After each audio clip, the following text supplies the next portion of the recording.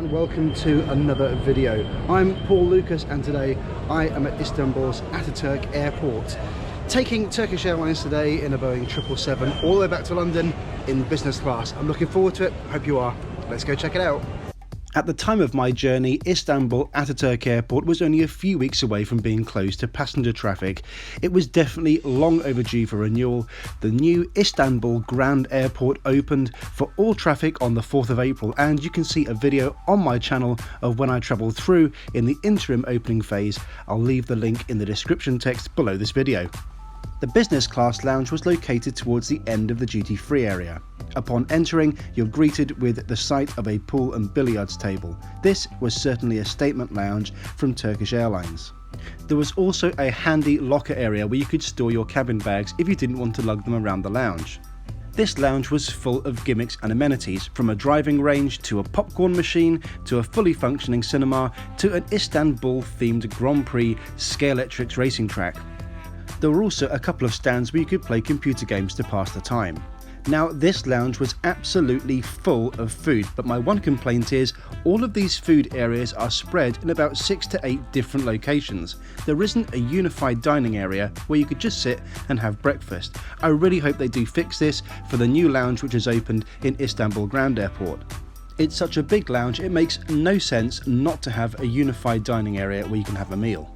In any case, this lounge was absolutely massive. Over 2 floors, it took me a good 10 to 15 minutes to walk around the lounge and simply explore everything that it had to offer. Overall, I was impressed by the amenities on offer, but less impressed by the impersonal size of the lounge, the lack of functioning Wi-Fi, and the fact there were too few spaces to get some work done in peace and quiet.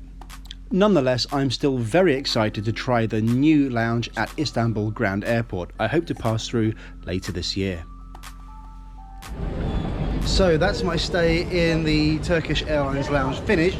Let me know if you've stayed in the Turkish Airlines lounge before and whether you agree with the things that I've said in the comments below. I'd be interested to hear your thoughts. So it turns out our gate 705 is down right at ground level in the bowels of the airport, and that can only mean one thing: we're boarding by bus and by stairs, and that's a real novelty on the wide body. Looking forward to it. The ground level bus gates at Ataturk Airport served only as a reminder as to why this airport was so overdue for renewal or replacement. Personally, as an enthusiast, I quite like boarding large aircraft by bus and stairs because you can get up close to the aircraft that way. However, for the vast majority of people, this is a complete chore.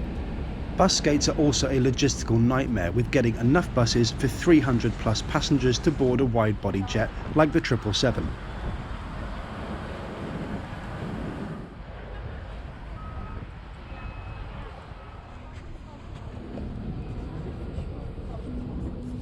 "28 business class seats lie to the left towards the nose. However, my preference on any aircraft which has more than one business class cabin is to head for the second one. This is generally smaller, quieter, and has fewer passengers in. My instincts prove right this time, as there were only 6 passengers in this whole cabin of 21 seats when I flew. Turkish Airlines seats are very pleasant on the eye. Despite them being in a 2-3-2 configuration, the finishes throughout the cabin are very pleasant indeed. The main downsides to this arrangement are a middle seat in business class, which is never a good thing, and secondly, all of the window seats don't have direct aisle access. You'll have to step over a neighbour to get out. Overall, I was impressed with the cabin and its ambience. I'll take a detailed look at the seat after takeoff. One of the things that sets Turkish apart from its competitors is warm and personable service. A menu and nuts were handed out before departure, as well as an English language newspaper. There was also the choice of a non-alcoholic pre-departure drink. Yes, I have this. Thank you very much. As fellow YouTuber Dennis Bunnick would say, cheers, and here's to a great flight. Very orangey.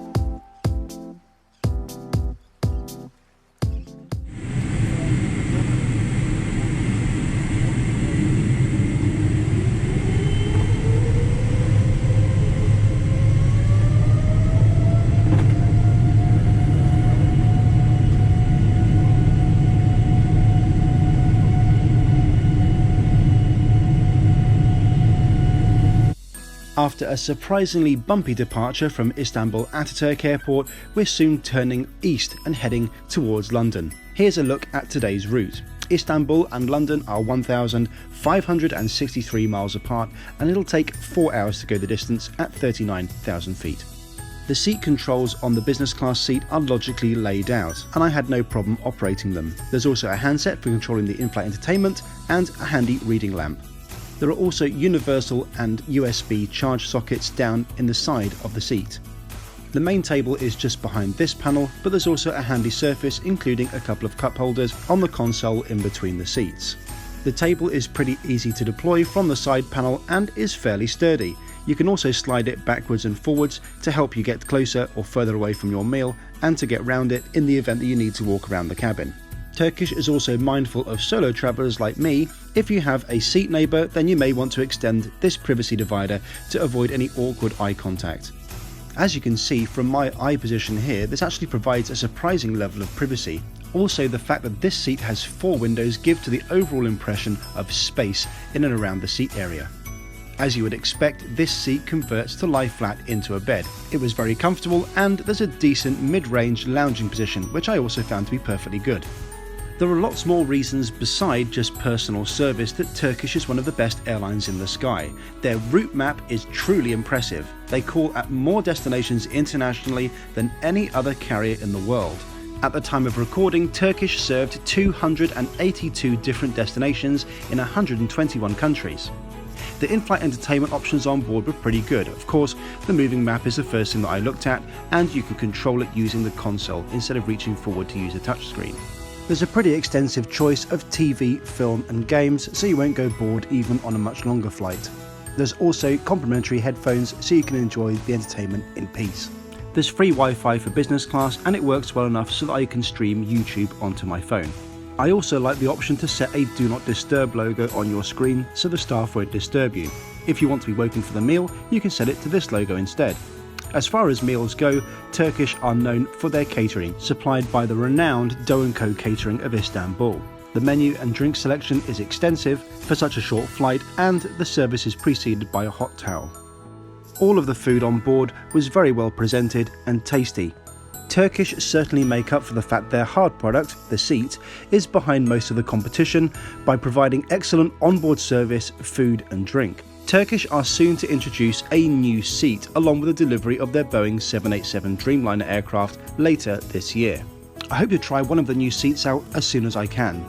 My meal on this flight was accompanied with a Turkish red wine, which was pretty pleasant. There's also a cheese board and a very, very sweet dessert, a passion fruit mousse. This was absolutely exquisite, perfectly textured and delicately flavoured. My meal was finished with a Turkish coffee. I really liked the business class lavatories on board this flight. Not only were they very clean, they were also in very good condition with almost no sign of wear and tear. Good quality toiletries and a little greenery go a long way to making the lavatory experience a lot more pleasant. With just under an hour to go until we reach London, I indulge in a little superstition, a pre-landing drink, so I can watch the cityscape of London arrive as civilised as possible. After a brief hold, we're soon landing at Heathrow in some slightly turbulent conditions.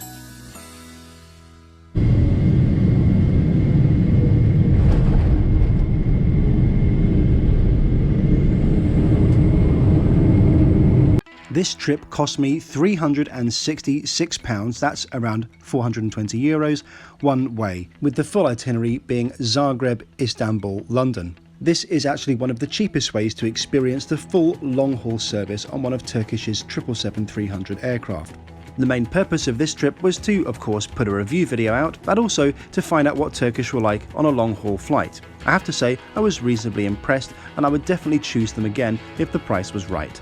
And that is it for another flight. I really hope you enjoyed coming with me on that 777 between Istanbul and London with Turkish Airlines. Let me know what you think of Turkish and their product in the comments below. But until next time, I will see you around.